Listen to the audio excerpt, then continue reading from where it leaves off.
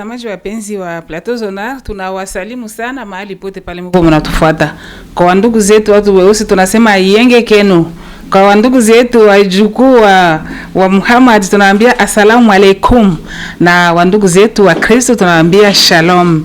Mahali pote pale mko mnatufuata, tunaona kama mko wengi kabisa, mko mnachunga kipindi yenu. Kwa sasa tunakuja tena na mada mpya ambayo sasa hivi natafuta kuitia hapa kumeza, kwa kuwa kipindi chetu kinasema vitabu viongee. Na ikiwa tunasema vitabu viongee ni kusema vitabu ndio vitaongea.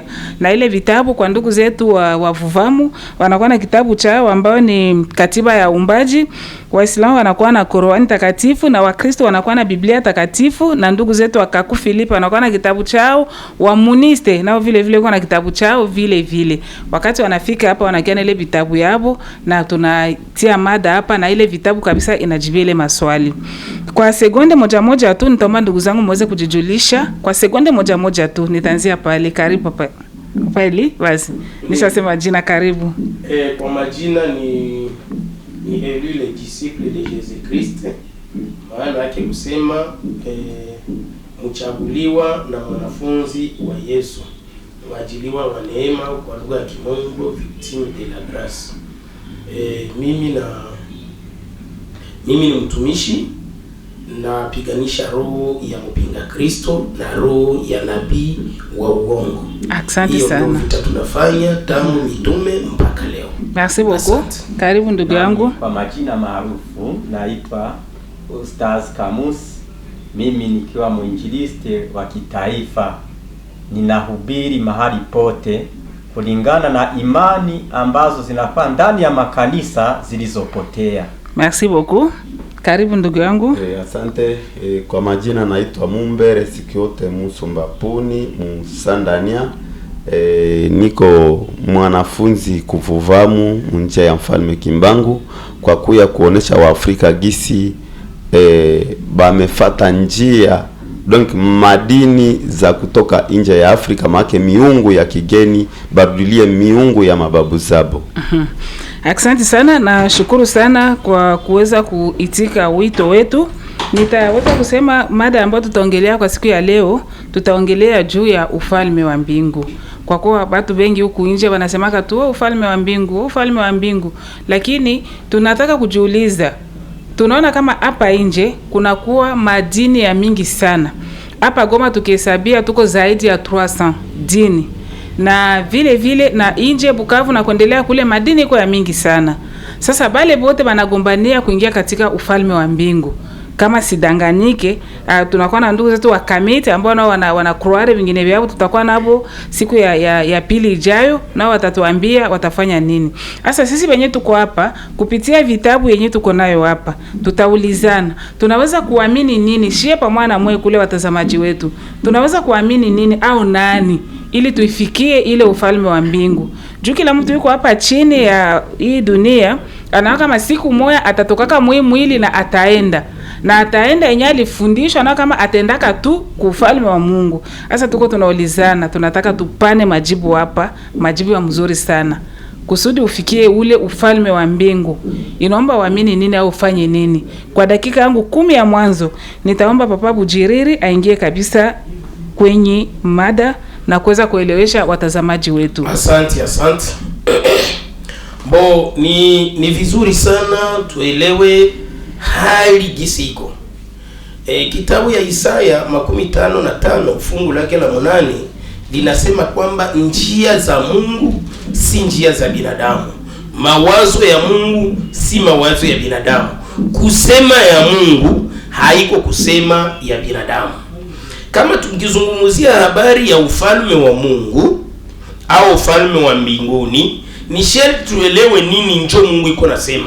Kwa sababu haiko sisi peke tu, lakini pia tukisoma katika kitabu ya Luka, tuone pale kwa Luka, ndugu atanisaidia na usome Luka 17:12, tunaona Wayahudi nao walimuulizaka Yesu habari za ufalme wa Mungu. 17 Luka 12 nasema hivi. Ndio. Na alipo nasema hivi,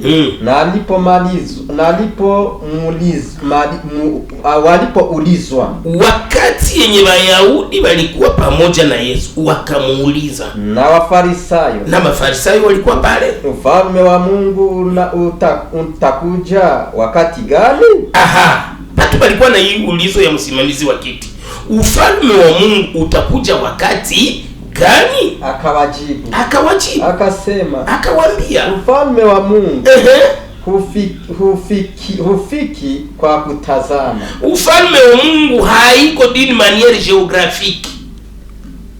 Yesu ile haiko d'une manière géographique. Asa utaona ufalme wa Mungu njoo ile pale, ase njoo ile pale, ase njoo ile pale. Yesu akasema ufalme wa Mungu haiko mwa ile dimension yenye nyewe mnawazia. Ndiyo, endelea. Hawatasema, wala watu hawatasema, tazama hapa ufalme wa Mungu, ase njoo hii hapa, au tazama kule ufalme wa Mungu njoo ile kule. Kwa maana tazama ufalme wa Mungu ni ndani yenu.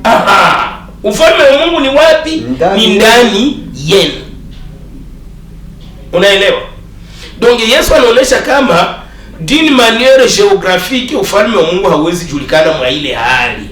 Aseme kusema ufalme wa Mungu ile kule, ingine ile kule, ingine ile kule, ingine hapana. Ufalme wa Mungu ndani yenu.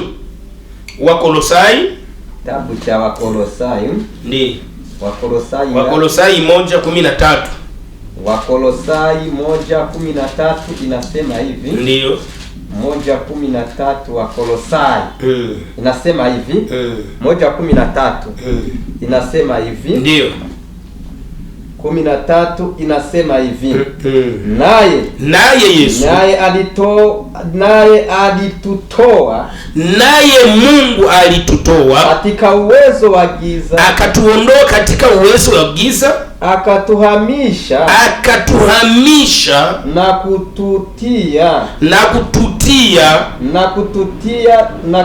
na kutuagiza katika ufalme wa Mungu.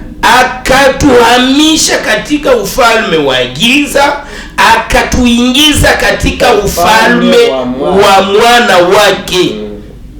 Na katika ule ufalme wa upendo yake, ile ufalme wa mwana wa pendo lake. 14. Ndio. Ndani yake, na ndani ya ile ufalme tuna wokovu. Ndani tulifika kwa ile ufalme, ndani ya ile ufalme tukapata ukombozi. Tuna wokovu wetu. Tuna ukombozi wetu au wokovu wetu, usamehe wa dhambi. Uko kusema kuokoka maana yake msamaha wa dhambi zetu. Bwana.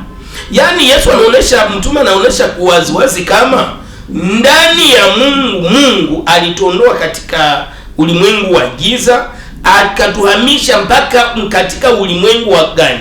Ulimwengu wa mbinguni, ulimwengu wa ufalme wake. Katika ile ufalme tunao ukombozi wetu, maana yake msamaha wa dhambi. Ile njo mtume kwa nasema. Lakini kenye Yesu alikuwa anarudilia, batu walikuwa na hii mawazo yenye wengine wanadamu benye iko kwa hii mji yetu biko nayo na kwa ulimwengu yote. Banawazia ufalme wa Mungu iko d'une manière géographique au kigeografia. Njo vile wanawaza. Ufalme wa Mungu itaonekana saka inchi kamoya hivi sa vile Tanzania, kataonekana saka inchi kamoya sa vile Kenya, ka inchi kamoya vile sa Etats-Unis, France au Allemagne. Haiko vile. Ufalme wa Mungu haiko ya kuona na macho. Ufalme wa Mungu haiko d'une manière géographique. Ufalme wa Mungu haiko fasi fulani. Yesu anasema ufalme wa Mungu uko wapi? Uko katikati yenu. Unaona? Wakati ambao mtu anaongozwa na Mungu anakuwa katika ufalme wa Mungu. Hivi niko hapa mimi nakuwa kama mfalme wa Mungu. Isiko unavijua? Mimi nakuwa kama mfalme wa Mungu. Na kukuwa mfalme wa Mungu, singekuwa katika ufalme wa Mungu kama vuvu wangu iko nasikia wenyewe niko nasema. Na Adventist kama iko nasikia. Hamunisikie kwa sababu gani? Niko mfalme mwingine na nyinyi mko mwingine. Ile ndio watu gombania sana. Mimi nabisema kama group. Hatuwezi gombania ile juu mimi niko mfalme mwingine. Na lugha ya ile ufalme ndio mimi nasemaka. na wenzetu biko mfalme ingine na lugha ya ile ufalme ingine ndio mnasemaka. Na ndio maana tuko tunapiganisha, tunafanya chini yulu, tunatoa maisha yetu hata rehani ili kwamba ndugu zetu wafikie kutoka katika ufalme ya shetani. Nikisema ufalme ya shetani gale ufalme ya mwili. Kila kitu kinaposemeka anakitafuta kwa njisi ya mwili. Kila kitu kikisemeka anakitafuta kwa njisi ya mwili. Hapa huyu hawezi sema kidogo na aseme sabato. Na wakati yenye nasema sabato maana yake pumziko. Na wakati yenye nasema pumziko anaikamata katika hali ya kimwili. Na wakati anakamata katika hali ya kimwili, kwa nini? Kwa sababu haiko mfalme ya kimwili. Iko mfalme ya kiulimwengu. Ndugu yetu pale naye iko na imani yake ya kusema kwamba ndio nani? Yevuvamu. Base ya imani yake inategemea umoja ya Kiafrika, umoja wa watu weusi. Umoja wa watu weusi. Ile umoja wa watu weusi ni kiroho. Hapana, iko mfalme ya kimwili. Na jinsi iko mfalme wa kimwili, anapaswa sema kama mtu wa mwili anapaswa tumikia ile mwili. Mawazo yake yanapaswa tazama vitu vya kimwili. Lakini angekuwa katika ufalme ya kiroho, mambo yote ingekuwa ya kiroho. Angekuwa naelewa vitu d'une manière spirituelle. Oro ile kiroho kukua katika ufalme wa Mungu maana ufalme wa roho. Papa Eli, kama mimi nakusikia kabisa, hapo ngana bakia na dakika yako 2 mimi utairespekte. Kama mimi nakufuata kabisa na kutokana na andiko yenyewe mulisoma, unatoka sema kama neno nasema kama ufalme wa mbingu hauko huko na kule. Me ufalme wa mbingu uko kati yetu. Ndio. Kati yetu shie bote kwa maana bavuvamu. Hapana. Kwa maana hapa basabato. Yesu alikuwa analenga mitume. Aha. Hapa ni mkuu Yesu haiko nasema ufalme wa Mungu uko mdunia. Hapana. Ulikuwa ufalme wa Mungu ulikuwa kati ya banani? Kati ya mitume. Mmewe hauko mbali. Mimi niko mwanafunzi wao. Yesu anasema mshasha Peter nani? Anasema mimi nawaombea si ninyi pekee lakini na wale watakaoniamini kupitia mafundisho yenu. Hapana ya Ellen White. Hapana ya Vuvano, hapana ya Kimbangu. Hapana ya Gloire. Hapa Gloire ni mwanafunzi wa Yesu. Sasa vile Ellen White naye alikuwa mwanafunzi wa Yesu contrairement na Vuvano. Kama Relma Elena alikuwa mwanafunzi wa Yesu, si afundishe vya Yesu wazi. Basi Yesu alifundisha ka Adventist. Yesu hakukuya na Adventist. Gloire anakuya mu ministere ya Yesu. Ya habari ya Torah na msamaha wa dhambi. Muamini atakayekuja, mpiganie kuleta amani duniani. Macho vyenye Yesu alikuwa anasema. Merci papa. Alileta yake dini akaipatia jina kikundi yangu hii. Asante sana papa. White iko na Adventist yake. Merci beaucoup. Hana Adventist. Merci. Mimi nakuelewa, mimi nadhani watazamaji nao walikuwa wanakuelewa kabisa. Ifo watufuate sasa, nisema tena mbele watufuate kwa makini. Kwa kuwa hii mada yetu inatuonesha namna gani tunaweza kufanya.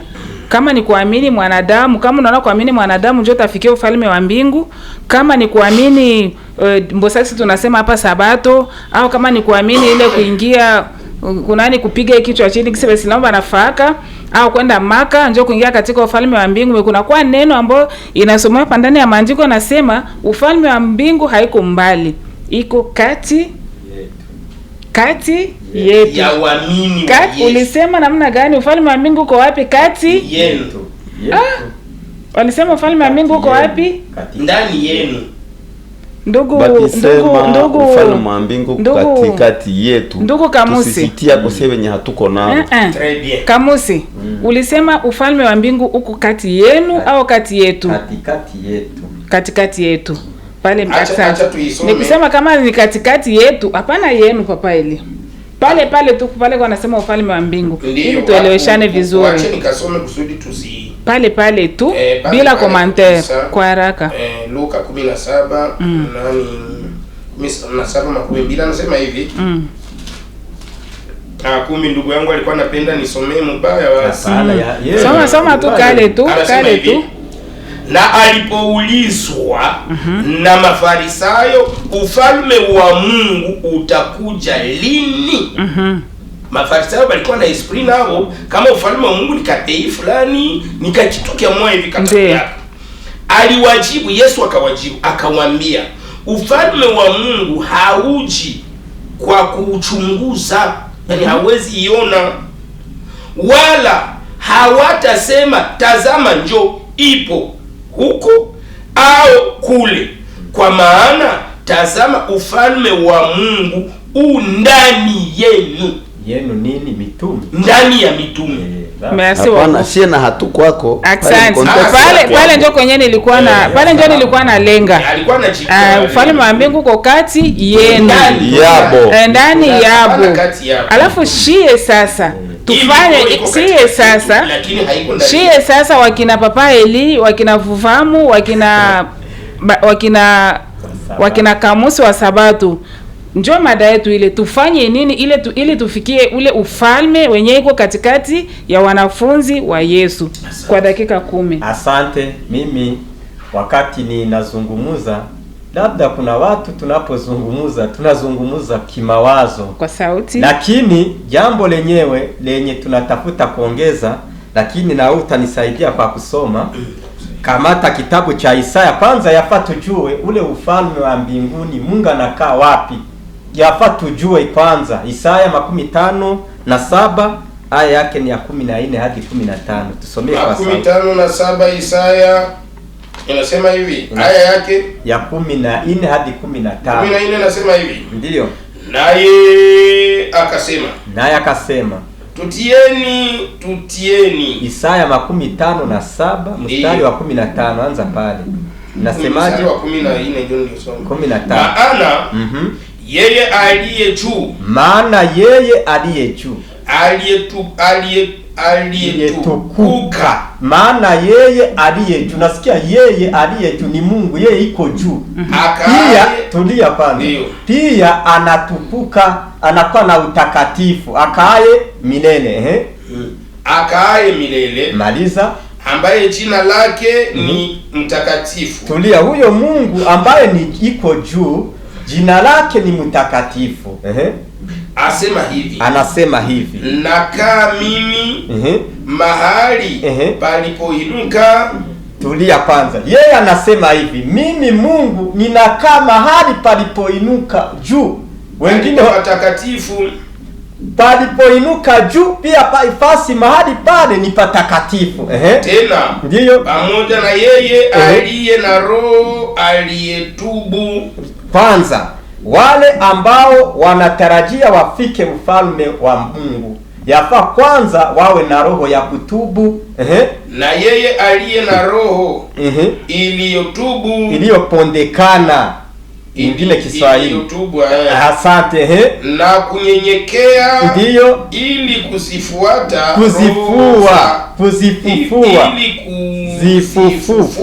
roho za wanyenyekevu. Tulia. Na kuifuata mioyo yao walio tubu. Tulia. Kwanza tumesikia mahali kwenye Mungu anakaa ni juu. Pia wale watakao ingia katika ile ufalme wake, anasema jambo la kwanza awe ametubu, na haiko mnafiki kama makanisa za leo ni manafiki. Namna mzee Eli alikuwa ametokea hapa, lakini mie nitakosoa kidogo tu pale. Pili, anasema yeye Mungu ni mtakatifu. Wale watakao ingia sharti wawe na moyo wa kutubu, ile ni jambo la kwanza. La pili, wao wamekwisha kutengeneza, wamekwisha kufufuka, wameacha ile mafundisho yao potevu, madini yao potevu. Alafu wakati wanamujia wanakuwa kamili. Tatu, anakuwa na wale watu ambao ni wanyenyekevu, ndio watakuwa mahali pale. Tumekuwa pamoja. Sasa jambo lenyewe ambalo nimekuwa hapa, tumeona kwamba Mungu anakaa juu. Sasa anatawala wapi? Mathayo 28:18. Tusomee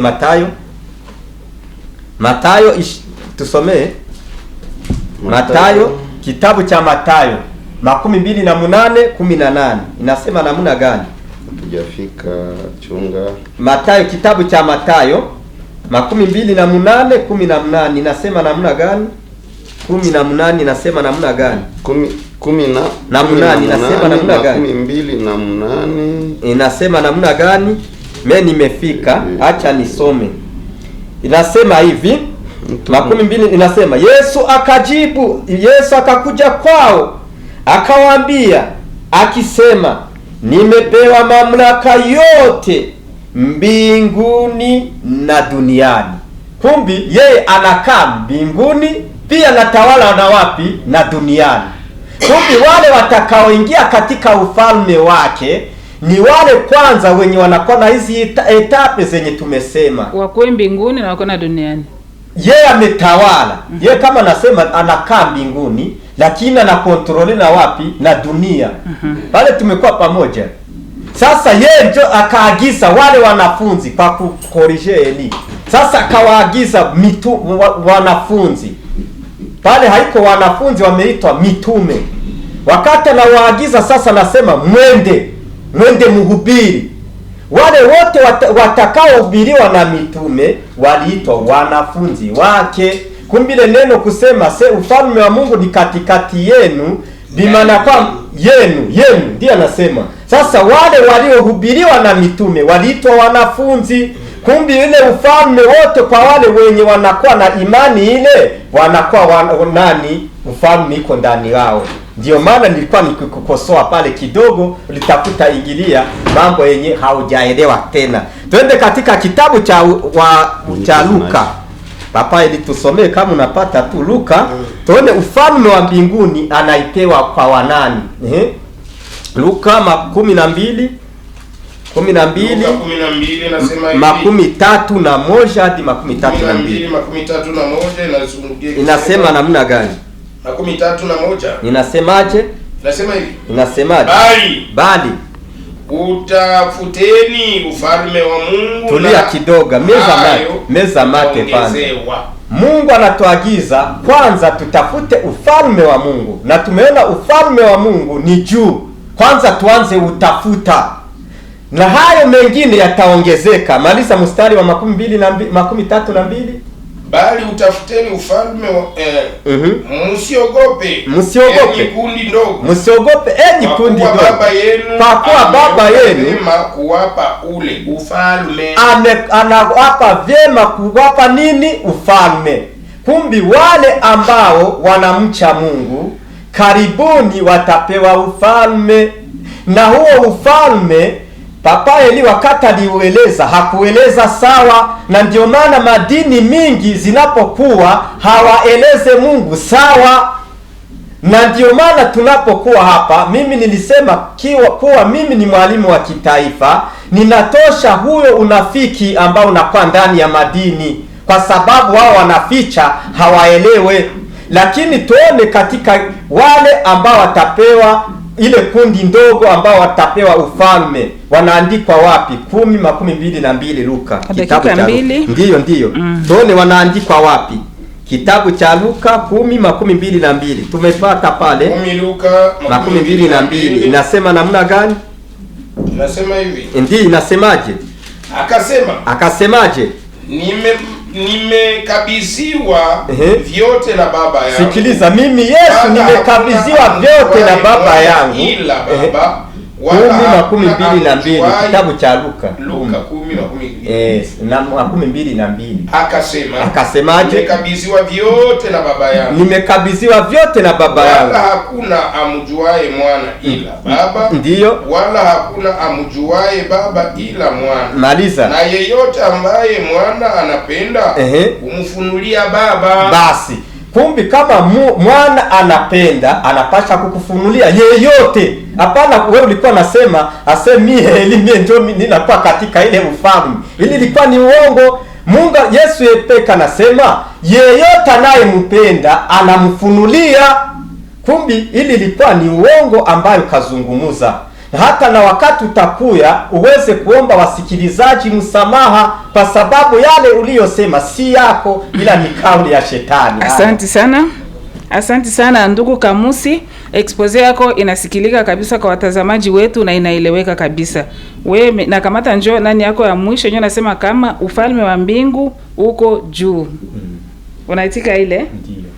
Ile neno inatoka katika Biblia. Ndio. Alifasiria mbaya lakini haiko vile. Asome au tusikie pale kwa anasema ufalme wa mbingu uko juu. Ile dakika ndikupatia usiogope. Nampa ni dakika moja ili tueleweane vizuri kabisa. Kitabu pale niko najenga pale hoja. Mstari wa 15 nasema hivi.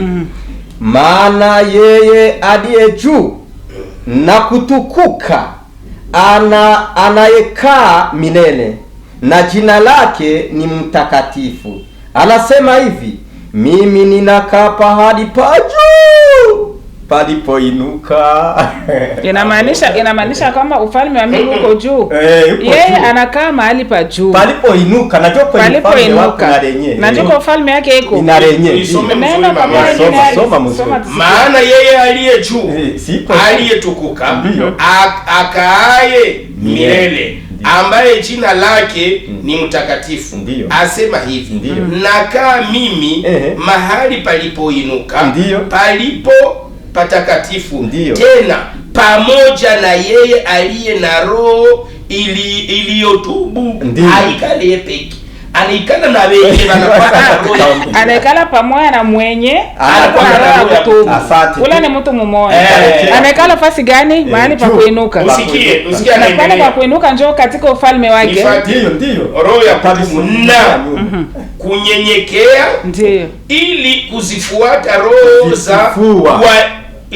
kuzifufua roho za wanyenyekevu na kuifuata mioyo yao waliotubu kwa pluriel. C'est-à-dire quoi? Merci papa. Mungu anasema mimi niko mtakatifu, mimi nikala mahali pa juu pamoja na roho ya mwenye tubu, nikikaa pamoja na roho zao wote waliotubu. Ndio nilisema kama tunakaa katika ufalme wa Mungu pamoja na Mungu mdimansio spiritual. Oja ni ziko mufalme. Oja iko pale papa ile. Pale sasa kwenye anakaa ni wapi? Ni wapi? Pale kwenye anakaa na ile roho ya kutubu. Asante. Ni wapi? Yesu alitemwanya anasema ufalme wa Mungu haiko kuona asenjo ile kuyulu au huko au ufalme wa Mungu uko ndani yenu. C'est-à-dire ufalme wa Mungu uko mdimension spirituelle. Merci papa Eli. Inamaanisha ile andiko ulisoma mbele, ulisema na huo ufalme wa Mungu uko ndani yenu. Na sie tuko ndani. Yeye anasema ufalme wa mbingu uko juu. Aha, pale kuna kwa mambo mbili yenye ieleweke. Si njoo niko nasema. Nitakupatia wakati ya kukosoa. Nielewe mama. Unaona hii image yetu hapa. Sisi tuko hapa Mzonari. Est-ce qu'on a kama Tanzania biko na tuona? Haina shida. Mimi anitazi ni biko na tuona. Okay, mwenye iko nje iko na tuona.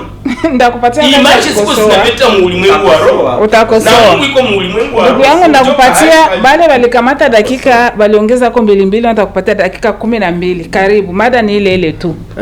Asante mama journaliste kunipatia kauli. Kwa majina tena ni Mumbere Sikiote Musumbapuni Musandania, mwanafunzi kufufamu na mtume wa Mfalme Kimbangu kwa watu wosi wote, ili watoke ndani ya madini zinazoziwavuruga kichwa ambazo ziko ndani maconfusion. Donc na ile confusion njo iko inatuma tunateseka ndani ya Afrika. Donc sio ingine, ni zile dini njo zinatutesa kwenye tuko hapa leo mu Afrika. Donc njo message Mfalme Kimbangu alinituma nikuye ambie aba batu ambao wako nafata vitabu ambavyo habayue ni vitu gani. Kwenye mada bana tunaulizwa kama ufalme wa mbingu iko wapi na baba muumbaji au Mungu anakaa. Tuamini nini au nani ili tufikie ule pembe kalunga. Ile tufikie pembe kalunga. Asante. Tufanye je? Donc kulingana na sisi maagizo ya baba muumbaji kwa mababu zetu, alituambia shie tutunze kila kiumbe, tupende kila kiumbe, donc tulinde kila kiumbe. Unasikia? Alors, na kuamini ni nini?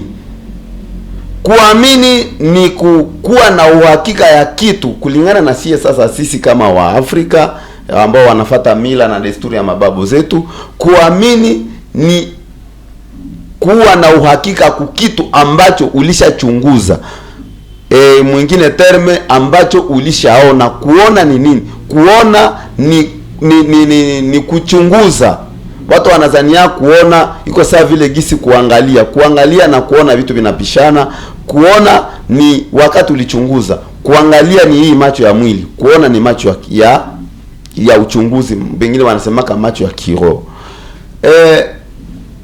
Yutufikie Pemba Kalunga. Inaomba tufate mila na desturi za batate yetu kama wa Afrika. Unaona juu ya nini alisema vile?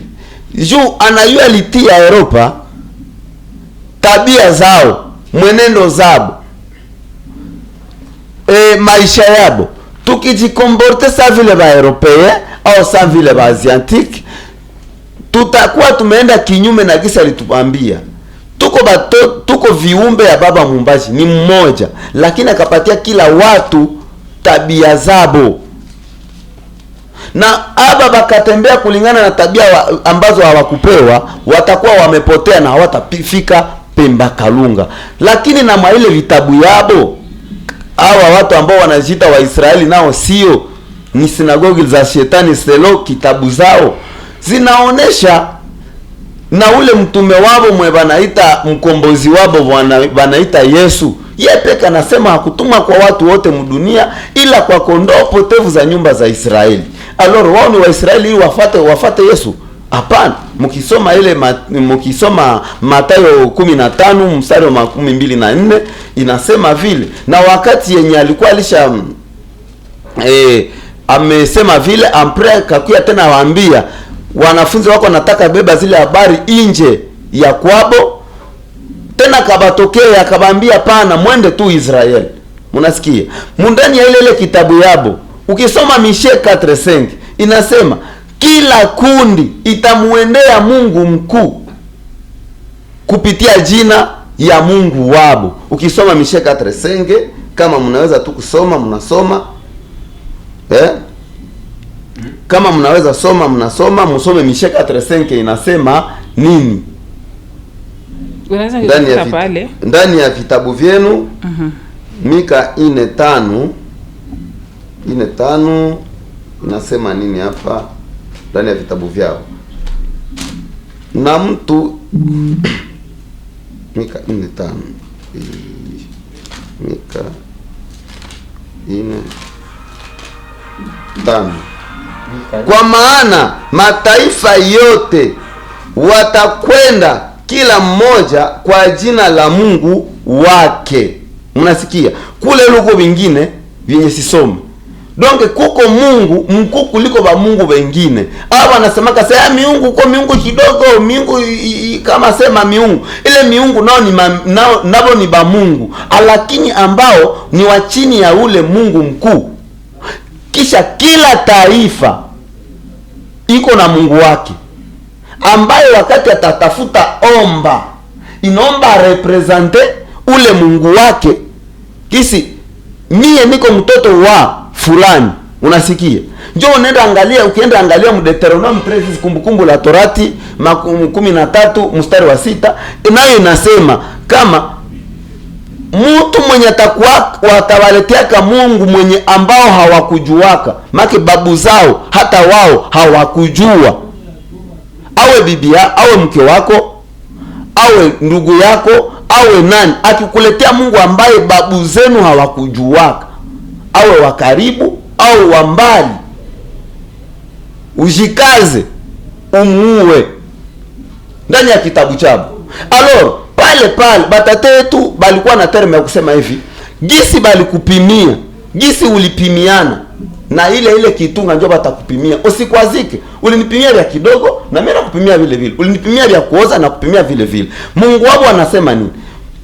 Kusikue mtu mwenye anabaletea Mungu wa nje apare yeye Mungu mwenye babu zao hawakujuaka, Mungu wa Isaka, Mungu wa Israeli, Mungu wa Isaka Yakobo kama na nani kule. Alo tunasema okay, kumbe huyu Mungu wa mubible anayua kuko ba Mungu wa vingine mataifa. Gisi anayua gisi kuko ba Mungu wa zingine mataifa, na anasema wale watu yake basi baabudu wale ba Mungu ba Misri, basi abudu ba Mungu ba Warabuni au Mungu wa China. Kumbe na sie pale ndio tunamupimia, na sie wakati mandugu yake watatafuta kuya kwetu Afrika, au wakati watatafuta enda kule kule Mwanzini kule kubashinwa, inaomba wafukuziwe ile habari ya Yahweh. Ule mwenye papa ile anasema kama Yahu, ile habari kifika huku tunamupimia vile. Jo alisema tukibeba habari ya Mungu wetu mfalme wamba kule kwake, inaomba watoto yake watuue, na sie tunamupimia pale. Na sie ile habari yake kivuka huku, tuko na droit, tunampigia mule mwele kitabu yake, tunamwambia ulisemaka habari ya mfalme wamba kivuka kule kwako batuue, au hata mtoto yako ndio malifikisha bamuue. Kumbe na sie habari yako hatutaki ingie Afrika. Mnasikia? Tufate asili ya Afrika. Mnaona sawa vile hapo. Ule nasoma andiko na ule anasoma andiko. Ile andiko yenye papa Elia alisoma inapinga ya huyu, na ya huyu inapinga ya huyu. Kumbe ni vya watu venye navyo banaviua wanawekisa wanaenda kwapi. Lakini sie tukiingia ndani ya ile kitabu tutaendelea kupigana siku kwa siku. Saa vile ukisoma ndani ya ile kitabu yabo ile Jean 3:16, kaandiko kamzuri kama hakana contradiction. Kwa maana Mungu alivyopenda ulimwengu akamtuma mwanae wa pekee ili amwaminie asipotee, ili apate nini? Uzima wa milele. Sona kale nikaandiko kabie kama hakana contradiction. Sasa enda angalia kisi kitabu kama haikuandikiwaka nafuu, make iliandikiwaka na frapel. Unatuma mtoto yako, unaonisha tuma na mabarua. Saa vile tuko hapa na Grand Boss Musangania, anajikuta iko mbali na sie. Anasema bwana, ndatuma kule mtoto yangu mwanaitwa Eli Musangania kama nani Musangania. Kila mwenye tafika kwenye iko Musangania hatatuma au mtoto wa Musangania hatafanya. Hatapeleka bibunga, hatapeleka chakula kukila mulango, lakini kila mwenye tafuatilia elimu Musangania atafanya nini? Atapata kwa ile bibunga. Sikia sasa jinsi mtoto atakondredire baba yake. Sana fika mudunia, sana fika Goma, anasema pan wakati mia wakatoe mimi nakuya mulomba, au mia wakule kuumusha ya volka, mimi nakuya hapa, mimi nakuya mulomba bwana mzee. Ntuko na babarua gisi vyako alisema kama utatusaidiaka. Petit Eli Musangania na kontredire babaki. Anasema pana, mimi sikutuma kwa watu wote mudunia, lakini mimi nilitumwa kwa watu tu ya Katoi. Ya nani? Watu tu ya Himbi huku kwetu. Unasikia?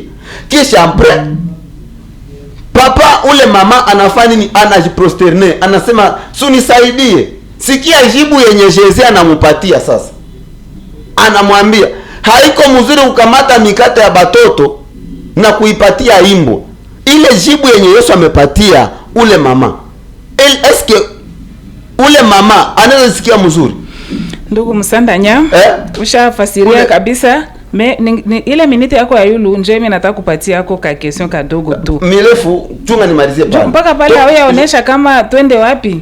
Tufanye nini? Tuamini mfalme Kimbangu au tufanye pale nilishamalizia, nilisema tufuate mila na desturi za batate yetu. Sawa vile mila gani? Kufuata na jutu pate zile mila na desturi za batate yetu. Gisi Mungu aliagiza kwa batate yetu. Jutu pate, jutu tulishakapotea. Ndiyo. Mena kila peple iweze rudilia mila na desturi za batate yabo. Mungu anabatumiaka tena mkombozi, anabatumia mfundishi ambaye atafanya nini? Atabarekadre tena. Kisi Mungu baba mumbaji alituma ule mwe wanaita Emmanuel kule kwa Israeli. Mungu akatuma Muhammad kwa Arabe, Mungu akatuma Buddha kwa Shinwa, na sie Mungu anatutumia kwa hii wakati mfalme Kimbangu. Merci. Tunaelewa kama Mungu anatuma mfalme Kimbangu kwa watu beusi. Ndio. Bagoma tu, Bakongo tu. Ba-Afrika, batu beusi ba Muafrika tu. Baba Mumbaje anatuma mfalme Kimbangu kwa watu beusi wote. Me watu beusi tunaka biko mkontina ya Afrika. Ndio kontina ya watu beusi. Banaweza kwa nje ni ba Afrika. Ni ba mkontina ya Afrika. Baba Mumbaje anatuma mfalme Kimbangu anasema wende okoe bale. Banatapotea kama ni kutumikisha ile bitabu sele kusiko na fasiri. Sasa kusudi sasa baifikie ile ufalme wa Baba Mumbaji. Kwanza Baba Mumbaji iko wapi? Ufalme wa Baba Mumbaji iko mahali pasipoonekana na macho ya kimwili. Maana sagisi huko kwenye tuone pale sio hapa kunafungiwa. Hivi pale kule ngambo atuone ni ufalme wa mbingu. Tukifungula hapa nilisema hivi ufalme wa Baba Mumbaji huko mahali pasipoonekana na kwa macho. Donc ili upaone inaomba na wewe kuwe mzimu kama yeye. Na kuwa mzimu kama yeye inaomba uko ushaacha mwili. Bengine wanaita kukufa.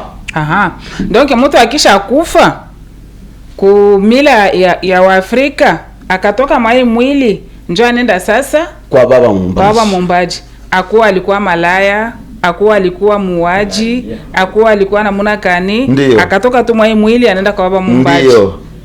Kisha kule njoo kuna kwa judgment. Kwa sasa ukatoka pale unaenda kwa yuko unamwona macho kwa macho. Donc nikitoka hapa naingia ndani ya ufalme yake. Sasa ndani ya ufalme mko administration. Merci beaucoup. Nadhani watazamaji mko mnatufuata kabisa. Mada yetu iko nasema kama juu tunaona kama kila watu biko nagombana hapa nje juu bafike katika ufalme wa Mungu Muumbaji. Tushasikia wanasema kama Mungu ni wa mingi, kuko Mungu wa yulu ya bale ya ile miungu yote. Njoo ile anaitwa Baba Muumbaji, mwenye papa ile alisema jina yake Yahu. Mwenye yeye alisema jina yake Mtakatifu, mwenye wao anasema jina yake nani? Mimi na jina yake kwetu utamuita tu Baba Muumbaji. Njoo ile nilisema. Hana ingine. Ile nilisema. Baba Muumbaji. Na wewe pale unaweza kwa Baba Muumbaji kama uko na bibi yako uko na zala na uko naumba. Haiko vile. Sikia. Sio uko baba. Sikia. Na uko naumba. Kuko wakati terme zinashapaka watu tunasema mu realite hatuwezi ita Baba Muumbaji juu na tumemuita mzazi anazalaka tandiske Mungu Muumbaji tunamuita azalake inaomba tunamuita Mungu Muumbaji juu jina Mungu iko na maana yake. Kisha juu tuweze kumudifferencier na bale wengine. Juba Mungu ni ba mingi. Selo Michel 4:5 kitabu yao ilishasema. Ba Mungu ni ba mingi. Tunasema Mungu kisha tunaongeza kwa Muumbaji. Juu aba ba mingi wengine wote ni ba Mungu lakini haba yaumbaka na habataumba. Merci beaucoup. Papa Eli, ndakia tena ngambo yako. Asante. Utaweza kukosoa ni kwa dakika 6 tu. Tu respecte dakika 6 ya kukosoa. Kisha kwa mwisho utakuwa dakika 2 ya kuweka sawa.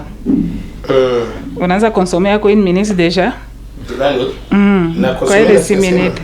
Ndio. Nilitaka kukosoa andiko yenye ndugu yetu alisema ya Isaia chapitre 55 verset 15. Inasema hivi: maana yeye aliye juu aliyetukuka akaaye milele, ambaye jina lake ni mtakatifu, asema hivi: nakaa mimi mahali palipoinuka, palipo patakatifu, tena pamoja na yeye aliye na roho iliyotubu na kunyenyekea, ili kuzifuata roho za wanyenyekevu na kufuata mioyo ya waliotubu. Hapa ndugu yetu ni juu hakusikia langaje yenye kwa natumiwa hapa.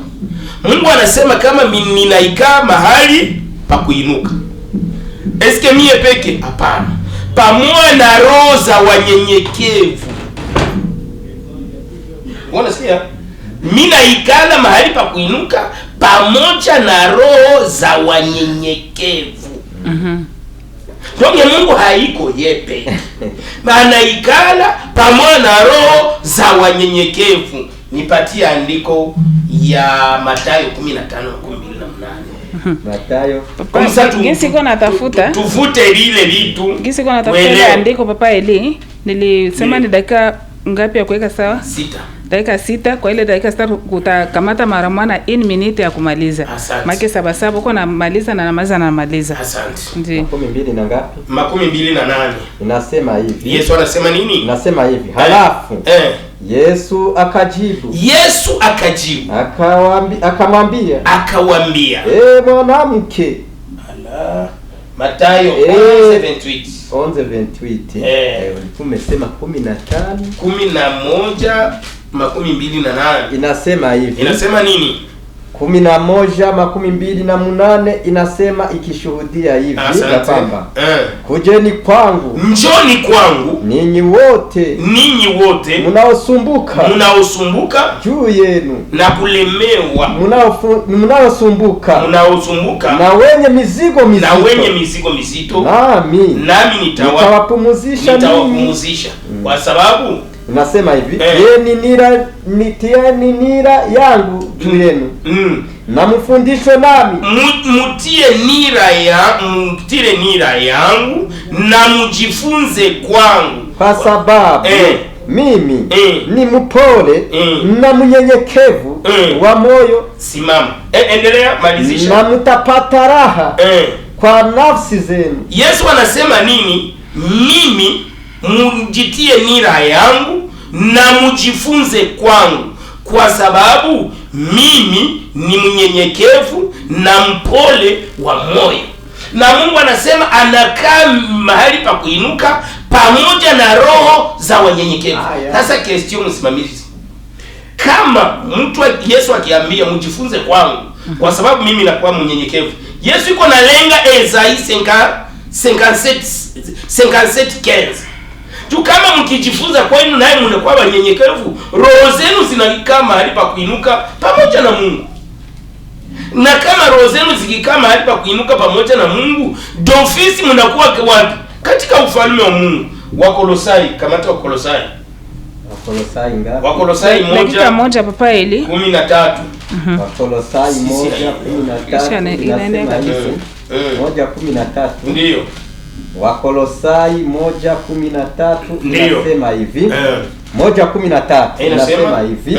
Tulikuwa tumeisoma lakini tutarejelea kusudi tuunganishe vitu vitembee namna sawa. Kitabu cha Wakolosai 1 inasema naye alitutoa katika uwezo wa giza, katika giza ambayo ndugu yetu iko nayo. Unaona ndugu yetu uvamu iko mgiza.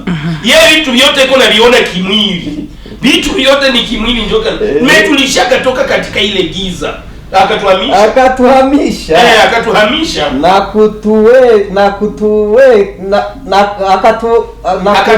akatuingiza katika ufalme wa mwana wa upendo yake. Unaona kwenye sie tuko katika ufalme wa nani? Katika ufalme wa Mungu. Na katika ile ufalme tunaona vitu si kama wengine wanavyoona.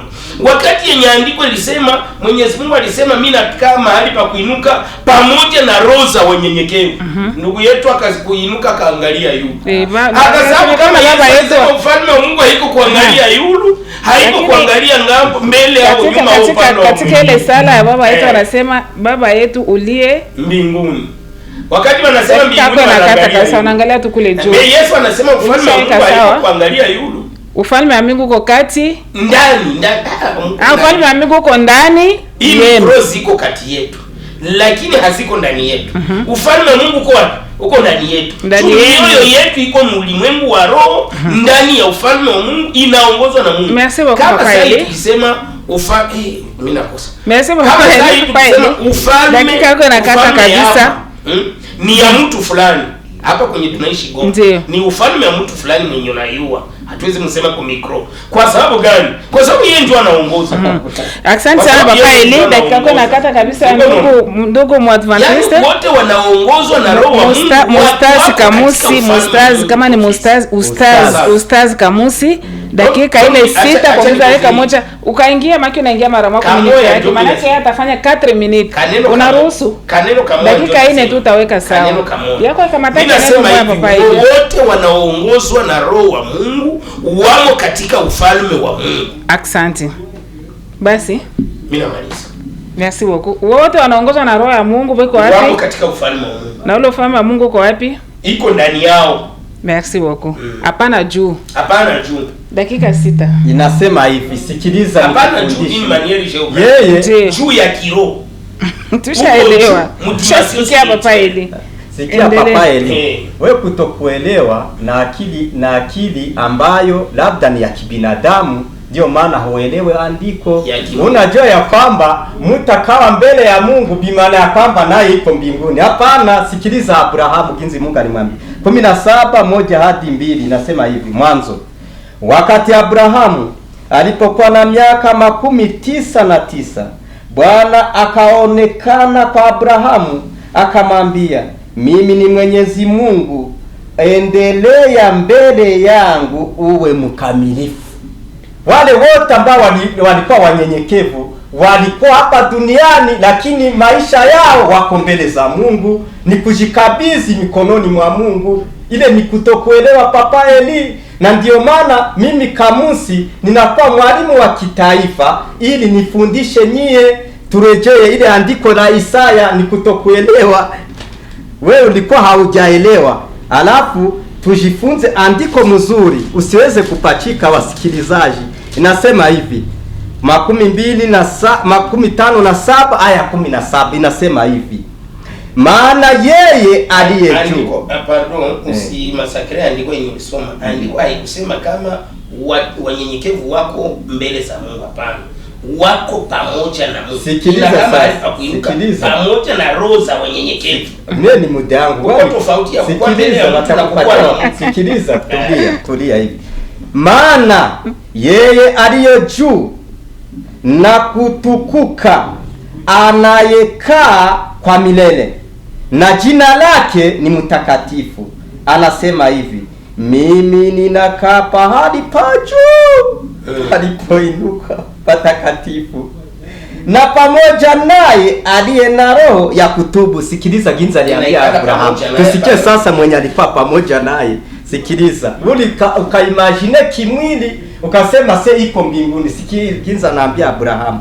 Inasema 17:1-2 inasema hivi, wakati Abrahamu alipokuwa na miaka 99, Bwana akaonekana kwa Abrahamu akamwambia, mimi ni Mwenyezi Mungu, endelea mbele yangu na uwe mkamilifu. Kiswahili kingine, endelea kuwa pamoja nami.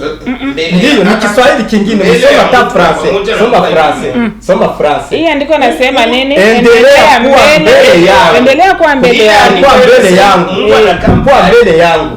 Unasema Mungu anamwambia Abrahamu, endelea kuwa mbele yangu. Maana yake endelea. Alafu ngoja nikuulize swali. Eske Abrahamu alikuwa pamoja na Mungu? Andiko ya Isaya ile ilikuwa nasema, mie Mungu ninaikana mahali pa nauliza pamoja na roho za wenyewe. Niulize mwenyekiti, ukaangalia Abrahamu alikuwa pamoja na Mungu? Wewe andiko anasema aendelee mbele. Sasa alikuwa mbele ya Mungu. Sasa alikuwa mbele ya Mungu. Alikuwa mbele ya Mungu. Alikuwa wapi? Ile ni kutokuelewa. Ndio nilikuwa napenda nikoje. Ilifoni uulize nikwambie mbele za Mungu. Sasa kutokuelewa na kuwa pamoja kuwa mbele za Mungu ni yaye. Sikiliza.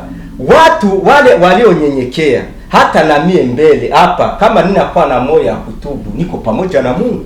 Kukua pamoja. Na wewe kama unakuwa na roho ya kutubu, uko pamoja na Mungu. Kukua na pamoja na kukua mbele ya mtu haiko vimoja. Hapa Mungu tulisema kwamba anatawala mahali pote. Kamusi. Wakati tuko hapa, tuko mbele za Mungu.